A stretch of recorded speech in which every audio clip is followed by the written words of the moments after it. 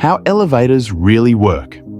Imagine walking into a skyscraper lobby, pressing a button and stepping into an elevator. The doors close, you feel a tug in your stomach, and a moment later, you're dozens of floors higher. Elevators are so ordinary that we barely notice them, yet they're one of the cleverest machines we use every day.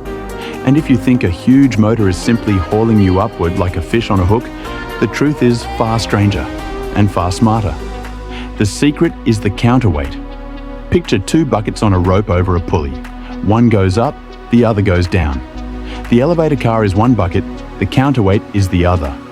This means the motor isn't hoisting the full load, but just tipping the balance. An empty car weighs about the same as a full car, so whether you're alone or crammed in with a dozen tourists, the motor only has to do fine-tuning instead of heavy lifting.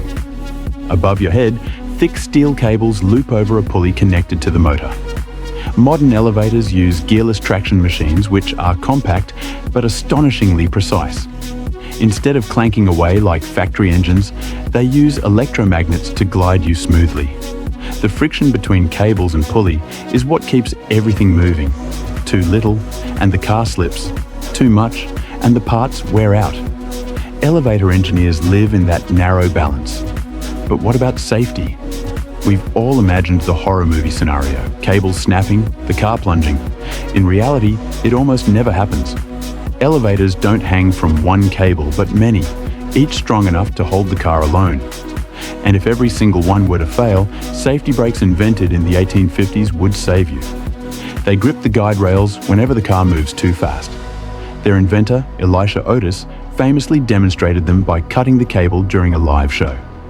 The elevator stopped instantly, the crowd gasped, and skyscrapers suddenly became possible. Control systems are another hidden marvel. In tall buildings, thousands of people ride every day, so simply pressing a button isn't enough. Algorithms decide which car should pick you up, predicting traffic patterns, the morning rush, the lunch crowd, the evening exodus. In some towers, you don't even press a button inside. Just tell the lobby computer your destination, and it assigns you the best car. Elevators also need to stop with uncanny precision.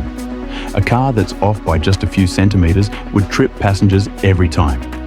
That's why sensors constantly monitor and adjust the car's position down to the millimeter. Even decades-old systems still line up floors with near perfection. Glass elevators, the kind that slide up the outside of hotels, work on the same principles, but add a challenge. When people can see how far above the ground they are, the ride has to be extra smooth. Designers pay obsessive attention to vibration dampening so you don't panic halfway up. In the end, an elevator is a beautiful combination of old and new. Counterweights from ancient physics, safety brakes older than your great-grandparents, and algorithms that rival those in your phone. Without them, our cities would still crawl along the ground, and the skylines we take for granted would be impossible.